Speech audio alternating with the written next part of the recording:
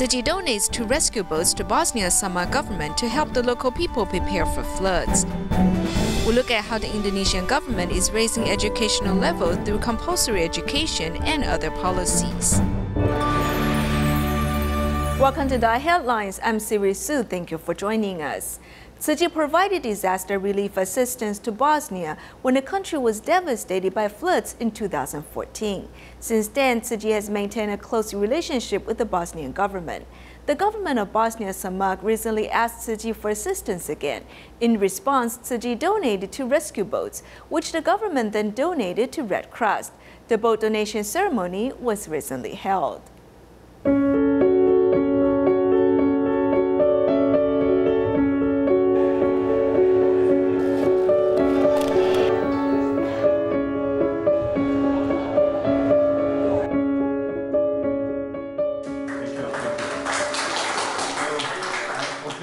The government of Samak, which had been flooded before, has asked慈济for assistance. In response,慈济donates 2 rescue boats to the government, and they were later given to the Red Cross. Donation of these boats means a lot for Red Cross Samak. It will also be used to support other places in the region. 10 people can fit in this boat. There is a lot of rain and flooding, then these boats, they are perfect, for they are strong, they don't broken, and have a reliable engine. As the rescue boats are tested in water, the local media also covered the news of the boat donation.慈济donation of the rescue boats has again proven that love and compassion can transcend all boundaries. In Taiwan,慈济holds free health checkups for foreign workers at Taipei Main Station. At the most recent event, some young volunteers came with their parents to offer medical services for the patients. In addition, some foreign workers who had received the service in the past repaid慈济love by volunteering at this event. Putting on the volunteer vest, these foreign workers who come from Southeast Asia are serving as慈济health checkup station for foreign laborers.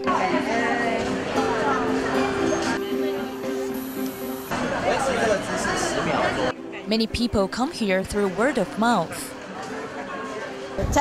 I came to Taiwan to work and you're very concerned about me. Thank you. I feel moved. The senior who I'm taking care of usually watches TV and she asks me whether they're from慈济.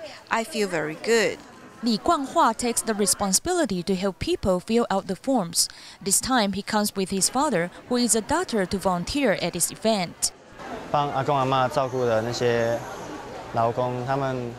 These foreign workers who take care of seniors work very hard. Besides bathing the seniors, the workers also need to take care of them when they get up. I hope they feel happy working here in Taiwan. When Pang Hui was in high school, she has decided to become a doctor to help those in need. In the past, when I participated in a free clinic, they sometimes had vacancies for physiotherapists, but no one applied for this vacancy. Since I already become a physiotherapist, I hope I can help those in need with this identity. I have improved a lot over the past 10 years, especially the spiritual growth. In the early days, when we treated the patients, we simply took it as a thing to do. However, after I became part of TIMA, I have learned that this is actually a matter of interpersonal relationship. At this occasion, TIMA members and these young volunteers work together to provide quality medical services for the much-needed people. As we reported previously, Wu Xiaodong from Shanghai suffers from Parkinson's disease. He came to Taiwan in February to seek medical assistance at Hualien慈济Hospital. After a month of treatment, he returned home in March. Now he's doing well and he can take care of himself. However, he occasionally experiences stiffness in his limbs. Therefore, he came to Hualien慈济Hospital once again in August to treat his condition. After adjusting the bioelectricity within his body, Wu Xiaodong, who comes from Shanghai and suffers from Parkinson's disease, can now move more freely. After he put food into his mouth, his body became stiff and he could not chew. I then contacted Dr. Chen and asked him what to do. He suggested me to come here. In February, Wu came to Hualien Tzu Chi Hospital to seek medical assistance. After the treatments of deep brain stimulation, he returned to the hospital for a follow-up checkup in August. Now he can take care of most of the things in his life. We have adjusted the bioelectricity of his body and removed the medication that may cause dyskinesia. We replaced it with another pill. Now his health condition is stable. Wu has cerebellar degeneration, so he has a poor sense of balance. It is hoped that he can continue to do rehabilitation when he returns to Shanghai to relieve his mother's worries.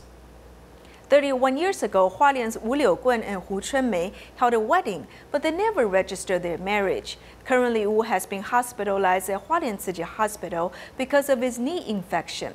As the hospital staff discussed treatment options with Wu and his family, they discovered that he has not officially registered his marriage. Therefore, the hospital staff helped the couple officially register their marriage.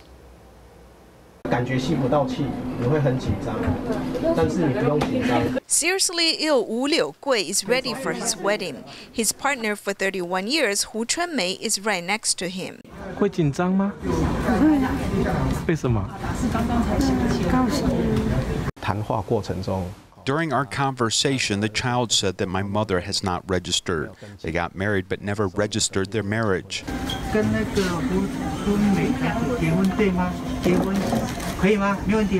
The staff member from Jian Household Registration Office comes to help them officially register for their marriage. 我们现在所做的医疗措施。 Before we apply any medical procedures, we need to go through shared decision-making and let the patients and families review all the treatment options before making any decision. 互相做决定这样子。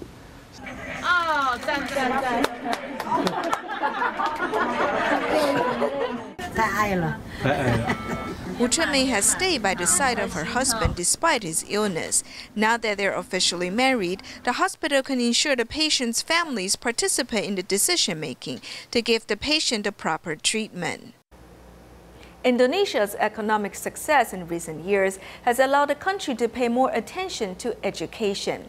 Many people have no money to keep studying as they simply go to work to earn money.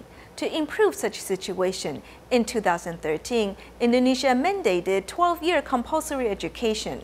Furthermore, only 7% of the country's university professors have doctoral degrees. The Indonesian government has put forward new regulations stipulating that by 2028, all university professors must have a doctoral degree.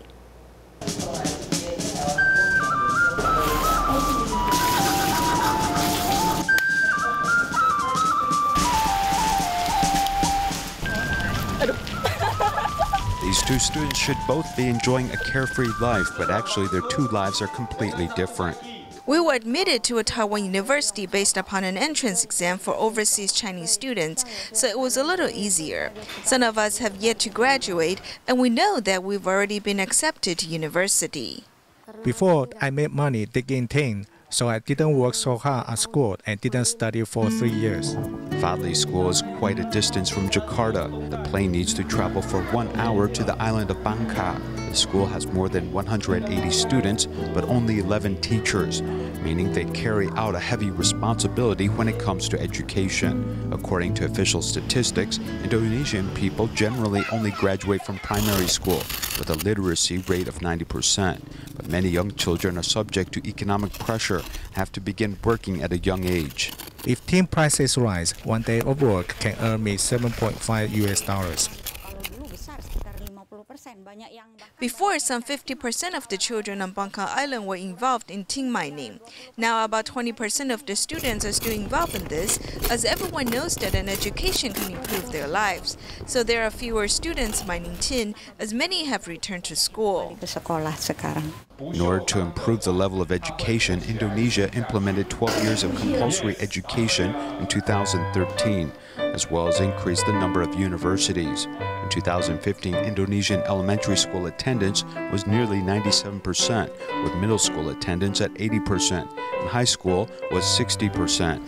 Indonesia hopes that by 2020, the high school attendance rate will reach 97%. This type of development will put Indonesia on par with Taiwan in terms of education, potentially making Taiwan one of the favorite places for Indonesian students to study abroad. Only 7% of Indonesian university teachers have a doctorate degree. The Indonesian government announced that by 2028, all university teachers must have a doctorate degree. So this decision has led many university teachers to come to Taiwan to study for a doctoral degree. Many of Taiwan's university professors have studied abroad in Europe and the United States and are highly educated. In contrast to going very far away to study, Taiwan offers outstanding teachers, which, coupled with the recent popularity of studying Mandarin Chinese, has made Taiwan a popular place for Indonesian students. In 2015, more than 5,000 such students were studying here. At an early age, my parents told me that I have either to study English or Chinese. I personally like Chinese. When my school said there was a student exchange, I immediately signed up for the program. The first reason I'm studying here is because of the scholarship. Senior students told me about NTUST and how Taiwan's education was much better, so that's how I know about this program. In Taiwan, we study both Chinese and English. I think there's quite a big difference in outlook and ideas between a person who studies domestically and those who go abroad. Indonesia's education system can't keep up with the country's economic development. In 1991, Taiwanese businessmen contributed to the establishment of the Jakarta-Taipei School. Teaching materials as well as teachers were brought from Taiwan to create a Chinese language environment. This was meant to help the next generation of Taiwanese businessmen living in Jakarta. Later, it also helped them seamlessly integrate back into Taiwan society and even attend university in Taiwan. However, in 1998, incidents leading to the exclusion of Chinese led overseas Taiwanese businessmen to send their children home, leading to a big drop in school attendance, meaning the school had to rethink its mission. The number of Taiwanese nationals in our school has dropped over the past 3 years, and now it is about 21 to 22%. The school has gradually changed to admit more Indonesian students with more instruction about Indonesian culture.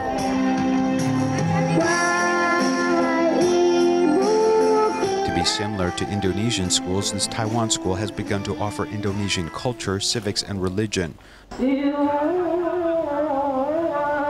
Though Indonesia is a Muslim country, it does support religious freedom, including Christianity, Buddhism, and Hinduism.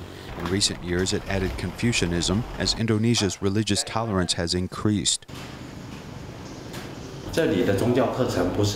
This religious curriculum is not like Taiwan, where they listen to lectures, as they have textbooks which are updated every year.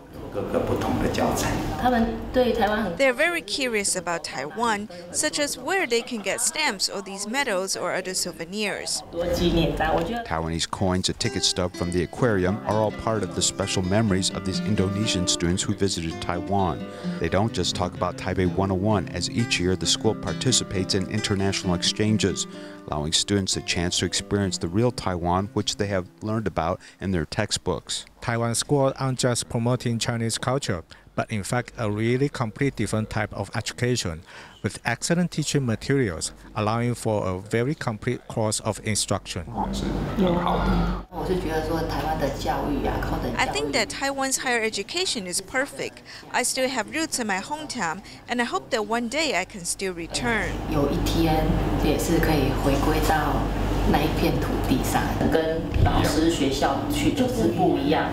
Mr. Zheng and his wife have gone overseas to Indonesia to teach, and along the way they have expanded their worldview.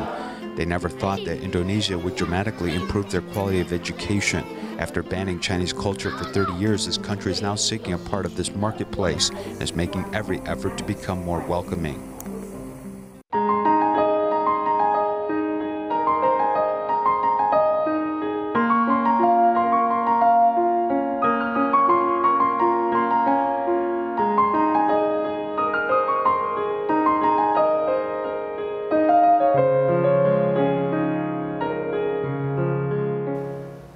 Many people will experience skin redness or peeling after exposure to sunlight.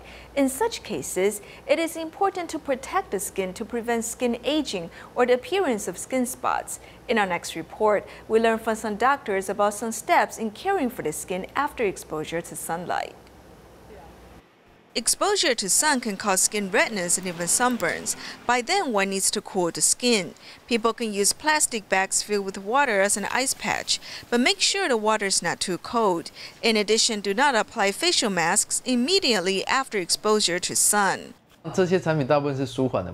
These products usually have a cooling effect. However, the defects include the fact that preservatives are usually added. Sometimes there is also coloring and other additives, so these products are not suitable for use after exposure to sunlight. Aloe vera has a cooling and soothing effect on the skin. However, products that contain aloe vera may also contain additives, which can cause skin allergy. Therefore, the doctor suggests people use aloe vera directly. Since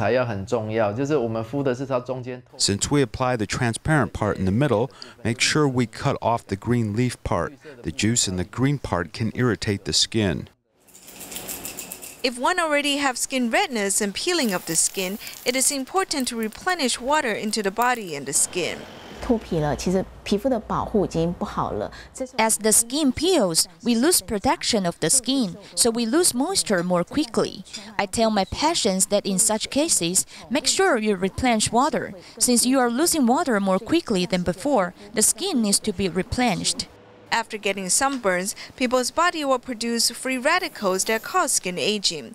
In such cases, consume more foods like oranges, kiwi, and lemon water that are rich in vitamin C to help the skin heal.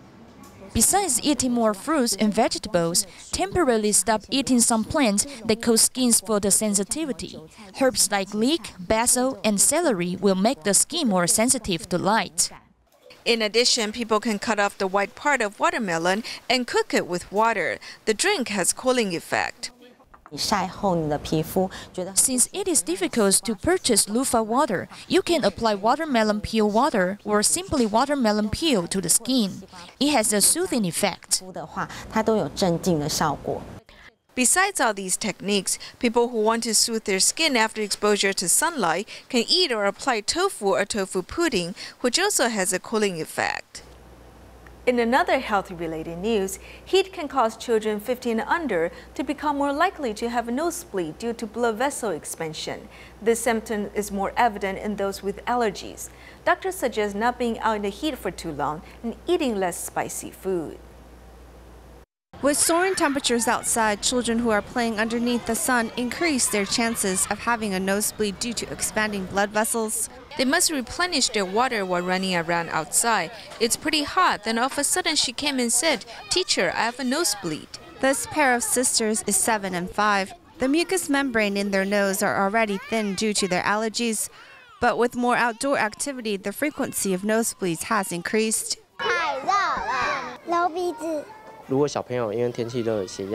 When it's hot outside, the children's blood pressure might rise. If they rub their nose, then this might add to a broken blood vessel. 90% of nosebleeds start at the front of the nose, thus stuffing the nose with tissues or pinching the bridge of the nose is not the right way to stop the bleeding. The right way is to pinch the nostrils. Most parents believe children should lay flat, which is not the right method of treatment. Laying flat with severe blood flow could cause a child to choke. If your child suffers from nosebleeds more than 3 times a week, then perhaps a visit to the doctor is required to find out the cause of the problem. The 41st Golden Tripod Award for Publication has 19 categories of awards. This year, over 1,000 applications were submitted, and out of that, 29 won this honor. Among the winners this year is Tzu Chi University Medical Department's Associate Professor He Hanzhen, who won an award in the nonfiction category. Her book, My 10 Anatomy Class, Time Spent with Silent Mentors, sparks the readers to think about how one should face death. Using warm, descriptive words to describe the stories of anatomy class, Tzu University's medical associate professor He Hanzhen has won distinctions in a nonfiction category from the 41st Golden Tripod Awards for publications for her book, My 10 Anatomy Class, The Times Spent with Silent Mentors. This book gives you the opportunity to know your own anatomy, as well as through reading, one can ponder upon topics of life and death. It's something we can begin to think about now. Associate Professor He has pinned down what anatomy class is like at the university, and is the first book in Taiwan which describes such course with warmth and compassion. The students will honor the silent mentors with Coke, snacks, and even alcohol. They will also be adamant in such offering, citing this is what their silent mentor enjoyed when they were alive. The book describes the selfless giving of many silent mentors and how the medical students at Tzu University show their gratitude towards the mentors, which subsequently helps develop their compassionate heart and respect for life. At the end of our course, we'll suture up the silent mentors' wounds that we've made to give them back the whole body. I think this is something very important that we need to do for the family and the donor. This book brings to light something people normally avoid talking about. Through the author's stories, the reader can see how not scary death is, and perhaps even be able to relate to continuing their life in the aftermath. A side effect of oral cancer treatment is the temporary inability to speak, which can hinder nurses as they conduct follow-up checkups. The Taichung Veterans Hospital came up with a healthcare system where patients or patients' family can use an information platform to obtain or provide information. What's unique about this system is that a nurse is there 24 hours a day to answer your questions. Mr. Xiao is 74 and a sufferer of oral cancer. During his chemo treatment, he was once unable to communicate his needs. I myself felt frustrated. At home, family members couldn't speak for him when the nurses would call to check on his condition. It wasn't until he used a messaging media that he finally was able to communicate his needs. I live in Erling, and come to Taichung Veterans is about 54 kilometers. With my age, if I don't have to go to the hospital, but still improve my condition, I'm for it. Besides videos on how patients can take care of their wounds, someone is always on the other end, ready to answer any questions. They need a lot of emotional support. With the app, he felt he could finish the treatment no problem. This platform has been in service for over a year, and thus far, 120 oral cancer patients are getting the assistance they need with this 24-hour service. After our nurses are off work, patients can use the messaging app to communicate with the health center to ask questions. Healthcare gets an upgrade with technology as patients no longer have to go to the hospital nor speak to someone to get the medical information they need.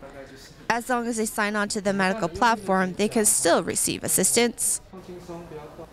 At certain university sports venues in Taiwan, traditional Chinese medicine services will be provided for the first time in the history of university. At these designated sports venues, cupping, acupuncture massage, and wound bandaging services will be available to ensure the well-being and safety of participating athletes. We'll leave you with these images at the end of our program. Thank you for joining us. Goodbye.